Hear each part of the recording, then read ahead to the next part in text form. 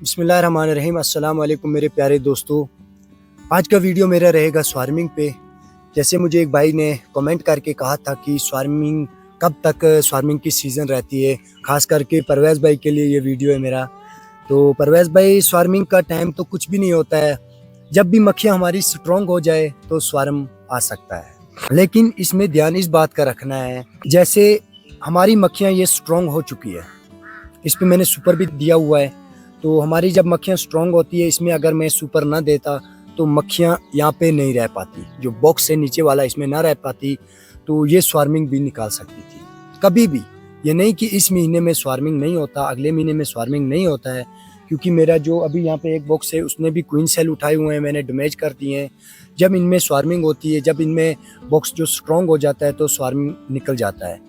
उसके बाद रही बात दूसरी, आजकल ज़्यादा स्वार्म नहीं निकलते हैं, लेकिन पे जो बॉक्सा हमारा होता है ये क्लोज हो जाता है। वो कैसे क्लोज हो जाता है कि आजकल गर्मी है तो बाहर से नेक्टर नहीं आ रहा है, इस वजह से जो क्वीन है वो ब्रीडिंग करनी बंद कर देती है। एगलिंग करना बंद कर दे क्वीन, तो हमारा जो बॉक्स है वो, जो मक्खियाँ हैं, बॉक्स छोड़ के भाग जाती है। जैसे बहुत सारे दोस्त कहते थे कि हमने घर पे अपने बॉक्स लगाए हुए हैं दीवारों में, तो उनमें हमारे यहाँ पे मक्खियाँ आ सकती है या नहीं, क्योंकि वो कुछ लोग कहते हैं अप्रैल का महीना होता है, उसके बाद मक्खियाँ आने की चांसेस नहीं होती है।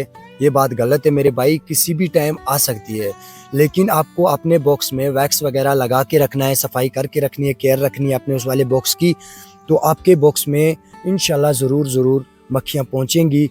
जैसे ये वाला बॉक्स है, इसकी मैं अगर केयर ना करूं, मैं इसको चेकिंग ना करूं, तो इसमें से क्वीन ब्रीडिंग करना बंद कर देगी, और ये वाला जो बॉक्स है ये मेरा जो ये मक्खियाँ ये बॉक्स छोड़ के भाग जाएगी, और ये मेरे इर्द गिर्द कहीं पे नहीं बैठेगी। ये डायरेक्ट जाके इनने कोई जो बॉक्स सेलेक्ट किया हो, ये डायरेक्ट जाके उस बॉक्स में बैठेगी।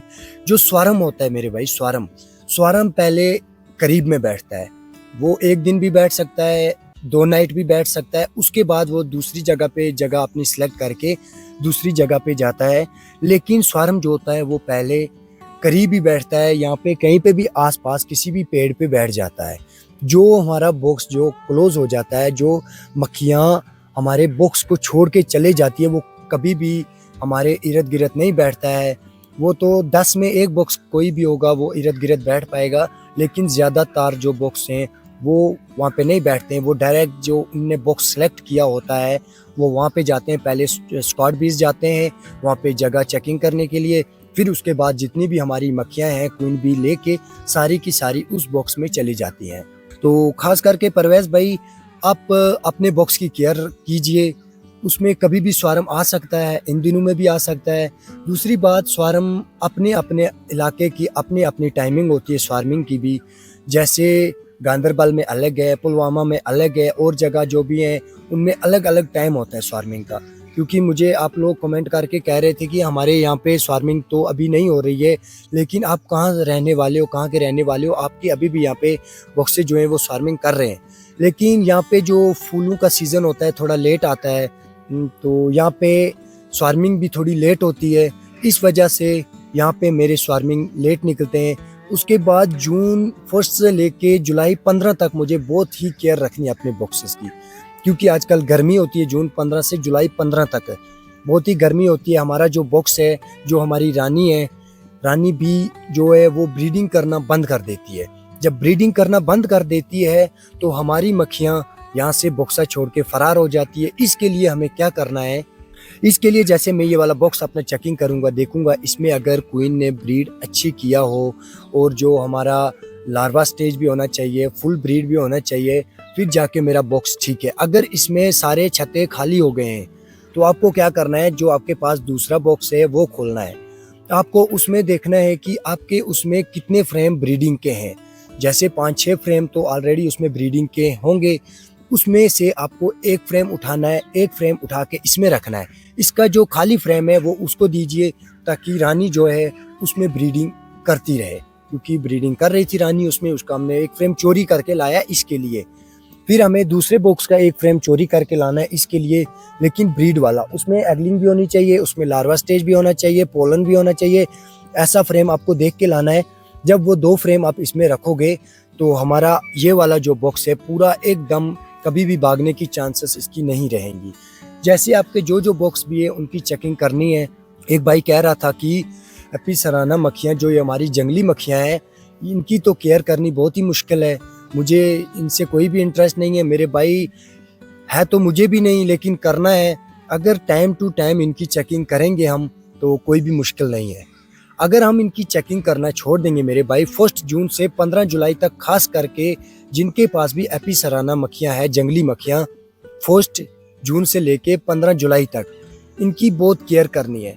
क्योंकि जो क्वीन बी है वो एगलिंग करना बंद कर देती है। और इनकी फीड देखनी है इस महीने में, क्योंकि बाहर तो फूल कम होते हैं। इनको 15 दिन के बाद एक फीड भी कीजिए, क्योंकि हमारी मक्खियाँ उससे भी, हमारी जो मक्खियाँ होती है वो सोचती हैं कि हमें अंदर नेक्टर आ चुका है, वो पोलन पे ज़्यादा ध्यान रखती है।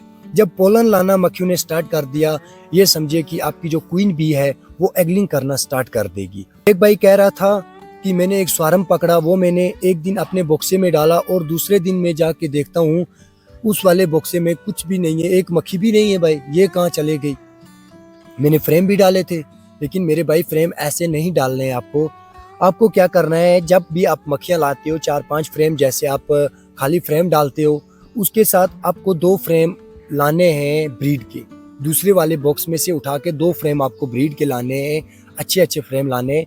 वो फ्रेम भी आपको उसी बॉक्से में रखने हैं, एडजस्ट कर लेने। फिर आपको मक्खियाँ ला के उस वाले बॉक्स में धीरे धीरे ऊपर ऐसे पकड़ लोगे, अगर मक्खियाँ खुद ब खुद बॉक्स में एडजस्ट हो जाएंगी। और वो जो मक्खियाँ हैं वो कभी भी नहीं भागेंगी, क्योंकि मक्खियाँ डिस्टर्ब करनी पड़ती है हमें। जब मक्खियाँ डिस्टर्ब हो जाएंगी वो सोचेंगी यहाँ पे तो हमें एगलिंग भी है, यहाँ पे ब्रीड भी है, हमें पहले इनकी केयर करनी है। तो ये जब ब्रीडिंग की केयर करती रहती है तो तब तक रानी जो होती है वो एगलिंग करना स्टार्ट कर देती है। जब रानी ने एगलिंग करना स्टार्ट कर दिया तो पहली वाली ब्रीड जो खत्म हो जाएगी, चलते चलते और ब्रीड जब स्टार्ट हो जाती है तो हमारी जो मक्खियाँ वो बॉक्स छोड़ के कभी नहीं भागेगी। तो आज का वीडियो मेरा यही था। मिलते हैं हम अगले वीडियो में, तब तक के लिए अल्लाह हाफिज।